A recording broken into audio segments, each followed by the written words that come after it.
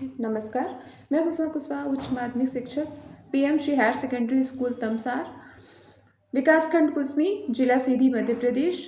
भारत सरकार की योजना विलथॉन 2025 भारत को आत्मनिर्भर, समृद्ध एवं विकसित बनाने की एक पहल है, जिसमें हम शिक्षकों को निर्देशित किया गया है कि हम अपने विद्यालय में अध्ययनरत विद्यार्थियों के जो थॉट हैं भारत को विकसित, समृद्ध एवं आत्मनिर्भर बनाने के दिशा में उसे मार्गदर्शित कर बाहर लाएं, उन्हें मार्गदर्शन दें कि वो किस तरह से अपने विचारों को रख सकते हैं, उस पर काम कर सकते हैं, उसे समाज के लिए उपयोगी बना सकते हैं।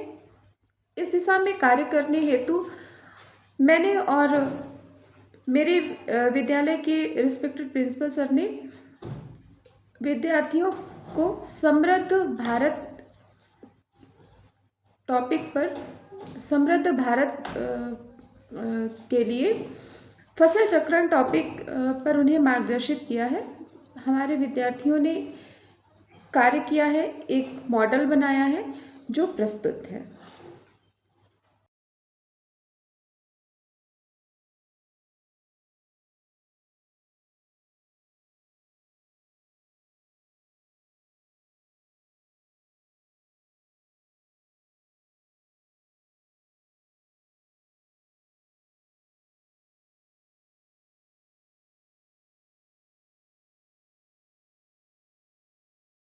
मैं प्रतीक पाठक, कक्षा 12 संकाय विज्ञान विद्यालय, पीएम श्री शासकीय उच्चतर माध्यमिक विद्यालय का छात्र हूँ। सरकार द्वारा आयोजित योजना विलथॉन 2025 के अंतर्गत आने वाले समृद्ध भारत के अंतर्गत हमने एक टॉपिक लिया है, फसल चक्र। फसल चक्र क्या है? एक ही खेत में अलग अलग समय में अलग अलग फसलों को बोना ही फसल चक्र कहलाता है। उसका मार्गदर्शन हमारे प्रिंसिपल सर द्वारा श्री रामपाल सिंह जी एवं मैं सुषमा कुशवाहा द्वारा किया जाता है। हमने गांव-गांव में घूमकर एक सर्वे किया, जिसके द्वारा हमने एक मॉडल तैयार किया है। उसका मॉडल स्क्रीन ग्रुप करेंगे। जैसा कि प्रतीक ने बताया, यह मॉडल फसल चक्र को प्रदर्शित करता है। इसमें किसान के खेत को प्रदर्शित किया गया है। किसान अपने एक ही खेत में कई प्रकार के हर समय में हर अलग अलग फसल उगा सकता है। इसमें जैसे धान है और ये गेहूँ। धान और गेहूँ नाइट्रोजन को अवशोषित तेजी से करते हैं। इसमें नाइट्रोजन की अवशोषित होने से फिर इसको मूंग को बोया जाता है, जो मूंग नाइट्रोजन को बढ़ावा देती है, जिससे मिट्टी उपजाऊ होती है, जिससे किसानों के खेतों में फसल ज़्यादा होते हैं और लाभ होता है। इसके आगे हमारे लाभ ये बताएंगे। इससे हमें यह लाभ होता है कि हम एक ही खेत में कई प्रकार की फसल उगा सकते हैं। इससे हमारी भूमि सुरक्षित रहती है। इसके आगे का डिटेल बताएंगे।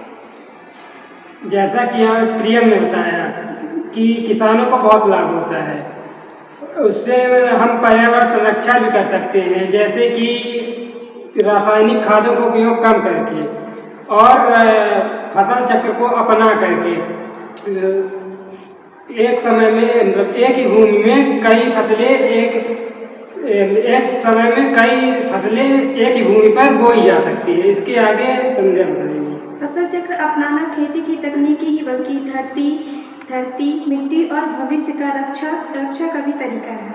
जैसा कि हम सभी को पता है कि भारत भूमि के निम्नीकरण से जूझ रहा है और भारत में जनसंख्या अधिक है, इसलिए भूमि पर दबाव भी अधिक है।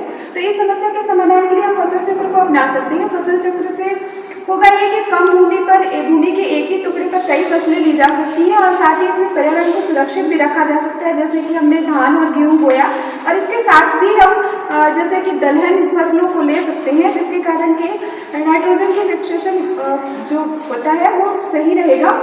तो इस तरह से हमने कुछ किसानों से हम मिले जाकर और किसानों ने हमें आश्वासन दिया कि वो गहनता से, हालांकि परंपरागत तरीके से इसका प्रयोग किया जा रहा है हमारे भारतवर्ष में, लेकिन उन्होंने आश्वासन दिया कि हम इसे गहनता से इस्तेमाल करेंगे और इसके उपयोग करेंगे। और इसके साथ ही हमारी जो हमारी जो टीम है, हम लोगों ने फैसला किया है कि जो समय समय पर जैसे चीज़ें आती हैं, किसान भाई एकत्रित होते हैं, तो जैसे ग्राम सभा हो गया या फिर विद्यालय में पेरेंट्स के रूप में आते हैं, कभी भी जब इस तरह से हम उन्हें संदेश देंगे कि वो फसल चक्र अपनाएं और इसका लाभ लें और इस तरह से हम अपने भारत को समृद्ध बना सकते हैं। तो हम सभी टीम के हम सभी सदस्य इस काम के लिए एग्री हैं और हम अपना सतत प्रयास करते रहेंगे।